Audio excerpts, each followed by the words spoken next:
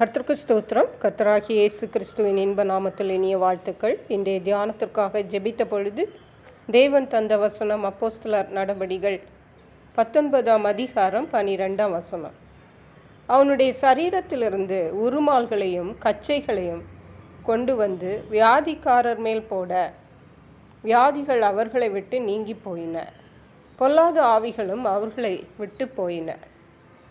விட்டு புறப்பட்டன. நம்முடைய கர்த்தராகிய இயேசு கிறிஸ்து வியாதிகளை சுகமாக்கும் வல்லமையுடையவர். அவர் சர்வ வல்லமையுள்ளவர். அப்படி என்றால் அவர் எல்லா வல்லமையும் உடையவர். அதிலே ஒன்று சுகமாக்கும் வல்லமை. இந்த சுகமாக்கும் வல்லமையை அவருடைய பிள்ளைகளுக்கு தேவன் அருளி செய்கிறார்.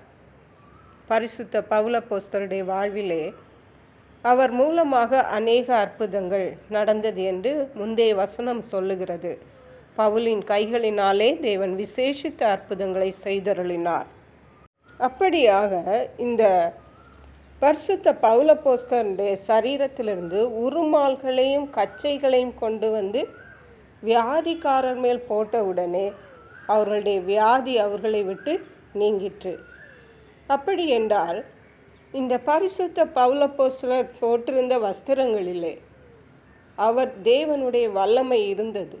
அதனால தான் அந்த சுகமாக்கும் வல்லமை அந்த நோயாளிகள் மேல் போய் அவர்களுடைய நோய்களை சுகமாக்கிற்று.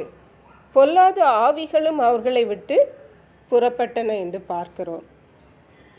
இயேசு கிறிஸ்து மனித ரூபமாக இந்த உலகத்தில் இருந்த நாட்களில் கூட ஒரு பெரும்பாடுள்ள ஸ்திரீ வந்து இயேசுவின் வஸ்திரத்தின் ஓரத்தை தொட்டாள். இயேசுவுக்கு அறியாமல் தொட்டாள். அப்பொழுது இயேசு சொன்னார், யார் என்னை தொட்டது என்று கேட்டார். அப்பொழுது இயேசு சொன்னார், வல்லமை என்னிடத்திலிருந்து புறப்பட்டதை நான் உணர்கிறேன் என்று. ஆம், பிரியமான தேவனுடைய பிள்ளைகளை, நாம் ஆராதிக்கிற தேவன் சுகமாக்கும் வல்லமையுடையவர். நம்முடைய பாவங்களை மன்னிக்கிறதற்கு மட்டுமல்ல அவருக்கு அதிகாரமும் வல்லமையும். நம்முடைய வியாதிகளை சுகமாக்கும் வல்லமையும் அதிகாரமும் அவருக்கு இருக்கிறது. பிசாசின் கட்டிலிருந்து நம்மை விடுவிக்கவும் அவருக்கு வல்லமையும் அதிகாரமும் இருக்கிறது. அந்த வல்லமையும் அதிகாரத்தையும் நம்முடைய வாழ்க்கையிலே நாம் பிரயோஜனப்படுத்துகிறவர்களாய் காணப்பட வேண்டும். வெறும் பாவ மன்னிப்பை மட்டுமல்ல, தெய்வீக சுகமாக்கும் வல்லமையும் நம்முடைய வாழ்விலும் இயேசு கிறிஸ்துவின் வல்லமையினாலே அற்புதங்களையும் சுகங்களையும் நாம் பெற்று அனுபவிக்கிறவர்களாக காணப்பட வேண்டும். இதற்காக நமக்கு விசுவாசம் தேவை. தேவன் நம்மை சுகமாக்க வல்லமையுடையவர் என்ற விசுவாசமும், தேவனை நோக்கி கூப்பிட்டு நாம் நம்முடைய சுகத்தை பெற்றுக்கொண்டு அவருக்கென்று சாட்சிகளாய் இருக்க வேண்டும் என்ற வாஞ்சையும் உடையவர்களாய் இருக்க வேண்டும்.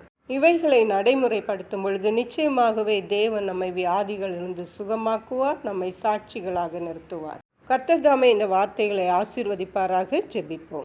எங்களை கிருபையாய் நேசித்து பாதுகாத்து வழி நடத்துகிற எங்கள் அன்பின் தகப்பனே, ஆசீர்வதிக்கப்பட்ட இந்த நல்ல நாளுக்காக நன்றி. இந்த நாளிலும் தெய்வீக சுகத்தை பற்றி, நோய்களை சுகமாக்கும்படி தேவனுடைய வல்லமை பற்றியும் திட்டமும் தெளிவுமாக எங்களோடு பேசியிருக்கீங்கப்பா. தெய்வீக சுகங்களை எங்களுடைய வாழ்விலை பெற்று அனுபவிக்க எமக்கென்று சாட்சிகளாக இருக்க கிருபை தாருங்க. நன்றி பரிசுத்த ஆவியானவரே. துதி கன மகிமை உமக்கே செலுத்துகிறோம். மீட்பரும் இரட்சகருமாகிய இயேசு கிறிஸ்துவின் இன்ப நாமத்தில் ஜெபிக்கிறோம் எங்கள் அன்புள்ள பரமபிதாவே. ஆமென். God bless you.